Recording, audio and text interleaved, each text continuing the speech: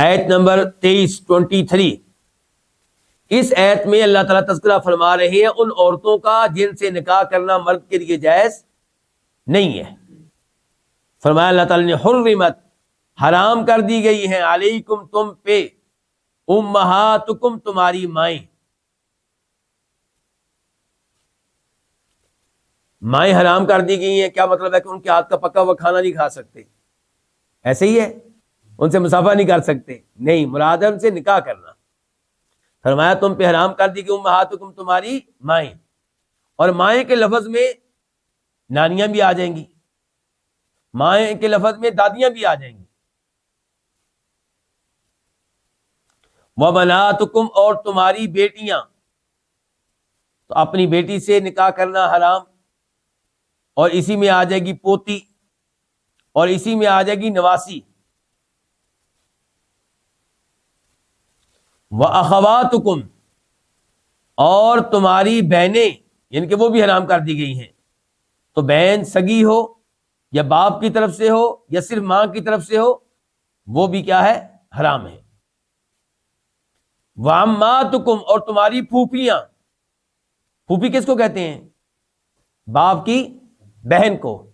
تو باپ کی بہن سے بھی شادی کرنا حرام، اور دادا کی بہن سے بھی، پردادا کی بہن سے بھی شادی کرنا حرام، وہ بھی پھوپھی ہے. وخالاتکم اور تمہاری خالائیں. خالہ کس کو کہتے ہیں؟ ماں کی بہن. تو ماں کی بہن سے بھی نکاح کرنا حرام، اور نانی کی بہن سے بھی نکاح کرنا حرام، اور دادی کی بہن سے بھی نکاح کرنا حرام. وبنات الاخ اور بھائی کی بیٹیاں، مراد بھتیجیاں، اور بھتیجی کے اولاد سے بھی شادی کرنا حرام ہے. وبنات الاخت اور بہن کی بیٹیاں، بانجیاں، اور بانجی کی بیٹیوں سے بھی شادی کرنا حرام ہے.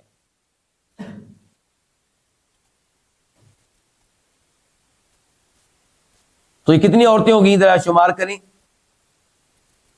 یہ 7 عورتیں ہو گئی ہیں. ایسے ہی ہے، یہ 7 عورتیں 7. تو یہ نسب کی طرف سے حرام ہے، رشتہ داری کی جو رشتہ داری پہلے سے ہوتی ہے.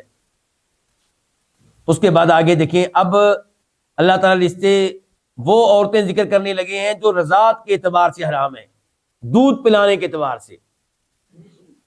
یعنی کہ وہ عورت جس نے آپ کو بچپن میں دودھ پلایا تھا وہ آپ کی ماں لگتی ہے دودھ کے اعتبار سے. ایسے ہی دودھ کے اعتبار سے جو آپ کی بہن ہے، یعنی کہ جس عورت نے آپ کو دودھ پلایا تھا اس کی بیٹی، چاہے اس کی بیٹی سگی ہو اور چاہے اس کی کوئی بیٹی دودھ پینے کے اعتبار سے ہو، یعنی کہ اس عورت کا دودھ آپ نے بھی پیا اور کسی اور لڑکی نے بھی پیا.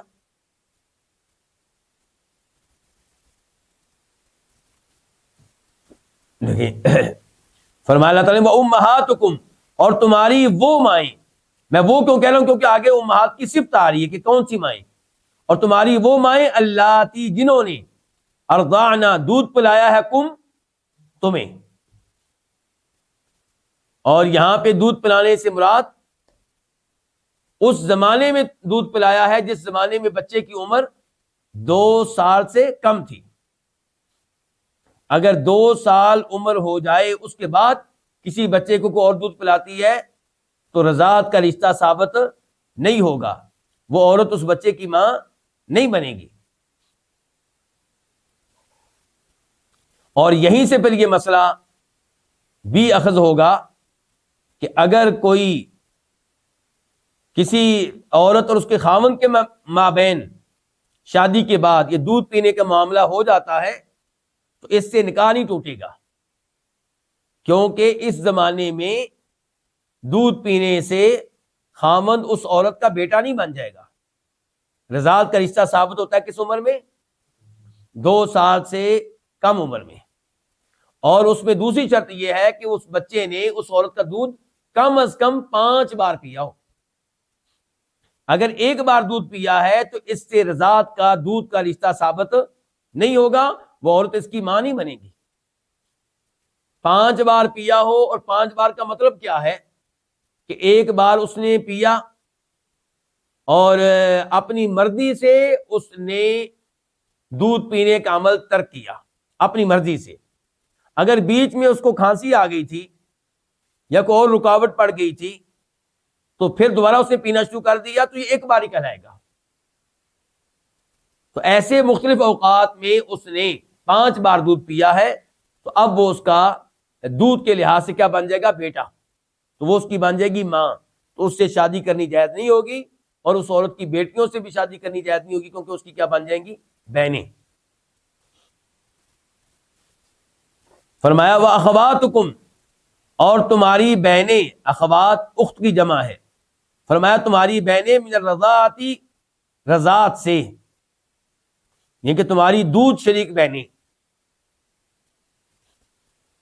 اچھا، رضاعت کے لحاظ سے کتنی عورتیں یہاں پہ حرام قرار دی گئی ہیں؟ 2، اور پیچھے نسب کے لحاظ سے کتنی عورتیں حرام قرار دی گئی تھیں؟ 7۔ اور صحیح بات یہ ہے کہ جو 7 عورتیں نسب کے لحاظ سے، رشتہ داری کے لحاظ سے حرام تھیں، وہی 7 عورتیں دودھ کے لحاظ سے بھی حرام ہو جائیں گی۔ مثال کے طور پہ ماں، دودھ پلانے والی عورت ماں کہلائی، وہ اس سے بھی نکاح نہیں ہو سکتا، اور دودھ کے اعتبار سے جو آپ کی بیٹی ہے اس سے بھی نکاح نہیں ہو سکتا۔ بیٹی کیسے ہوگی آپ کی؟ یعنی کہ جس لڑکی کو آپ کی بیوی نے دودھ پلایا ہے وہ آپ کی کیا لگی؟ بیٹی لگی، اس سے بھی نکاح جائز نہیں ہے۔ ایسے ہی پھر بہن، ایسے ہی پھوپھی، ایسے ہی خالہ، یہ 7۔ اچھا، یہ 2 عورتیں تو قرآن میں آ گئیں، باقی 5 عورتوں کا ثبوت ہمیں حدیث سے ملتا ہے۔ اسی لیے ہم بار بار کہتے ہیں کہ دین مکمل ہوتا ہے کس سے؟ قرآن و حدیث سے۔ اگر کوئی کہتا ہے کہ میں قرآن کو مانتا ہوں، احادیث کو شریعت نہیں مانتا، وہ گمراہ ہوگا، وہ ایمان پہ نہیں ہے۔ ایمان نام ہے قرآن و حدیث دونوں کو لینے کا۔ حدیث کیا ہے؟ حدیث یہ ہے کہ فرمایا نبی علیہ السلام نے کہ جو جو رشتے، جو جو عورتیں نسب کی طرف سے حرام ہے وہ دودھ کی طرف سے بھی حرام ہے، اور وہ کتنی ہے پھر؟ 7۔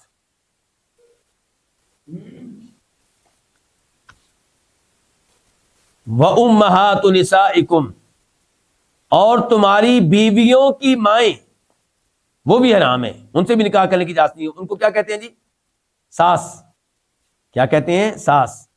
اور تو یہ حرام قرار دی گئی بیوی کی ماں، تو بیوی کی ماں بھی حرام، بیوی کی نانی بھی حرام، بیوی کی دادی بھی حرام۔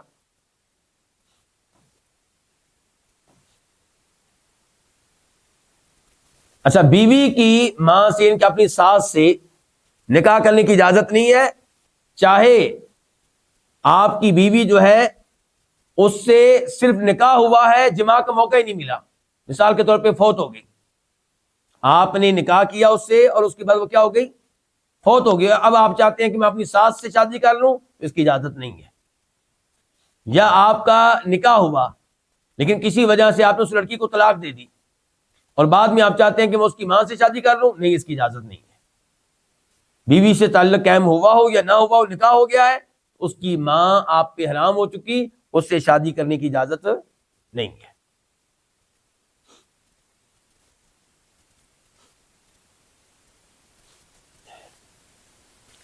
وَرَبَائِبُكُمْ، ربائب ربیبہ ان کی جمع ہے، اور ربیبہ کہتے ہیں سوتیلی بیٹی کو۔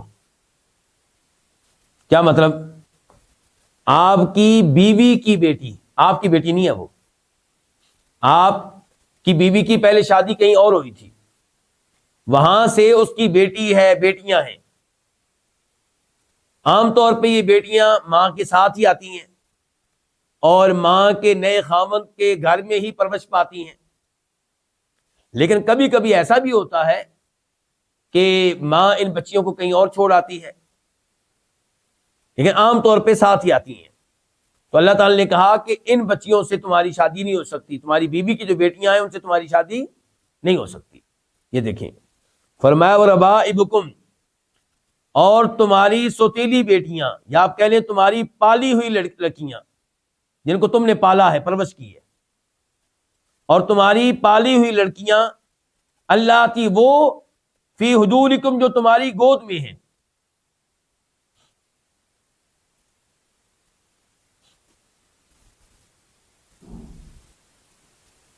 اچھا تمہاری گود میں ہیں، تو اللہ نے کہا ہے کہ وہ ستیلی بیٹی حرام ہوگی جو تمہاری گود میں ہے، یعنی کہ تمہاری پرورش میں ہے. تو اگر وہ کسی اور جگہ پرورش پائے تو پھر بھی حرام ہے. اللہ نے یہ الفاظ اس لیے کہے ہیں کہ عام طور پہ ایسا ہی ہوتا تھا، اور گویا کہ اس میں یہ اشارہ بھی ہے کہ تم اس سے نکاح کیسے کرو گے جس نے بیٹی بن کر تمہاری گود میں پرورش پائی ہے، لیکن بالفرض اس نے پرورش نہ بھی پائی ہو تمہاری گود میں، تمہارے گھر میں، پھر بھی حرام ہے. فرمایا وَرَبَائِبُكُمْ، تمہاری وہ سوتیلی بیٹیاں جو تمہاری گود میں ہیں، مِن نِسَائِكُمْ، تمہاری ان بیویوں سے ہیں. یہ بیٹیاں کہاں سے آئی ہیں؟ تمہاری ان بیویوں سے ہیں اللَّاتِي دَخَلْتُمْ بِهِنَّ، جن کے ساتھ تم دخول کر چکے ہو، جن سے تم صحبت کر چکے ہو، جن سے تم جماع کر چکے ہو. ساس میں اور سوتیلی بیٹی میں فرق ہو گیا. کیا فرق ہوا؟ کہ ساس سے شادی کرنا حرام ہے چاہے آپ نے اپنی بیوی سے صرف نکاح کیا ہو اور بعد میں صحبت کا جماع کا موقع نہ ملا ہو.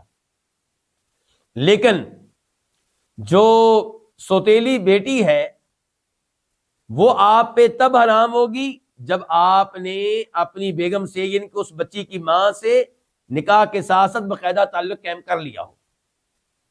کہیں پہ آپ کی مثال کے طور پہ آپ کا نکاح ہوا اور نکاح کے بعد میاں بیوی کا تعلق قائم نہیں ہو سکا، وہ لڑکی فوت ہو گئی یا آپ نے اس کو طلاق دے دی، تو اب آپ اس کی بیٹی سے شادی کرنا چاہتے ہیں تو آپ شادی کر سکتے ہیں، کیونکہ آپ کا اس کی ماں سے تعلق قائم نہیں ہوا تھا. واضح نہیں مسئلہ؟ فَإِن لَمْ تَكُونُوا دَخَلْتُمْ بِهِنَّ، فَإِن پس اگر، لَمْ تَكُونُوا دَخَلْتُمْ بِهِنَّ پس اگر تم نے ان کے ساتھ دخول نہ کیا ہو، پس اگر تم نے ان کے ساتھ صحبت نہ کی ہو. کن کے ساتھ؟ اس بچی کی ماں کے ساتھ، یعنی کہ جو تمہاری، جس سے تمہارا نکاح ہوا تھا. فَلَا جُنَاحَ عَلَيْكُمْ، تو تمہارے اوپر کوئی گناہ نہیں ہے. کس مسئلے میں کوئی گناہ نہیں ہے؟ اس کی بیٹی سے شادی کرنے میں. وَحَلَائِلُ أَبْنَائِكُمُ الَّذِينَ مِنْ أَصْلَابِكُمْ، حلائل جمع ہے حلیلتن کی. حلیلہ کہتے ہیں بیوی کو. فرمایا اور تمہارے بیٹوں کی بیویاں، تمہارے بیٹوں کی بیویاں بھی حرام ہیں. اس کو کیا کہتے ہیں ہم؟ بہو. اور تمہارے بیٹوں کی بیویاں، تمہارے ان بیٹوں کی بیویاں، بیٹوں کی صفت آ رہی ہے آگے، کون سے بیٹے؟ ہر بیٹے کی نہیں. فرمایا تمہارے ان بیٹوں کی بیویاں الذین جو من اصلابکم تمہاری پشتوں سے ہیں. اصلاب صلب ان کی جمع، تمہاری پشتوں سے ہیں کہ تمہارے حقیقی بیٹے. یہاں پہ کیا بیان کرنا مقصد ہے کہ منہ بولا بیٹا جو ہے وہ حقیقت میں بیٹا نہیں ہوتا. تو منہ بولے بیٹے کی بیوی سے نکاح ہو سکتا ہے اگر وہ اس کو طلاق دے دے یا وہ فوت ہو جائے. نبی علیہ الصلوۃ والسلام نے شادی کی تھی اپنے منہ بولے بیٹے کی بیوی سے. کس سے؟ سیدہ زینب بنت جحش سے. سیدہ زینب بنت جحش آپ کی رشتہ دار ہیں، اور آپ چونکہ جناب زید سے بڑی محبت کرتے تھے تو آپ نے جناب زید کی شادی کروائی اپنی اس رشتہ دار لڑکی زینب بنت جحش سے.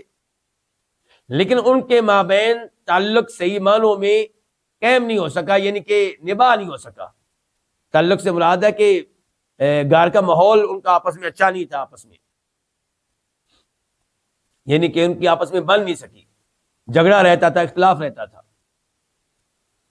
تو اللہ رب العزت نے اوپر سے اعلان کیا، جیسا کہ 22ویں سپارے میں آتا ہے کہ زید جو ہیں یہ طلاق دینے والے ہیں. جب وہ طلاق دے دیں گے تو آپ کا نکاح ہم نے کر دیا ہے زینب بنت جحش سے.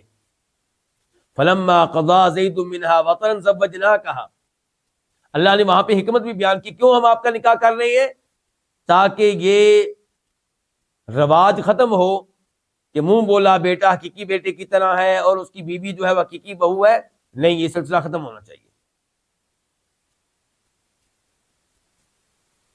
چنانچہ آپ کا نکاح طلاق کے بعد زینب بنت جحش سے ہوا، حالانکہ آپ بہت اس چیز سے ڈرے ہوئے تھے کہ لوگ باتیں کریں گے، لیکن اللہ نے کہا ہم نے حکم دے دیا ہے۔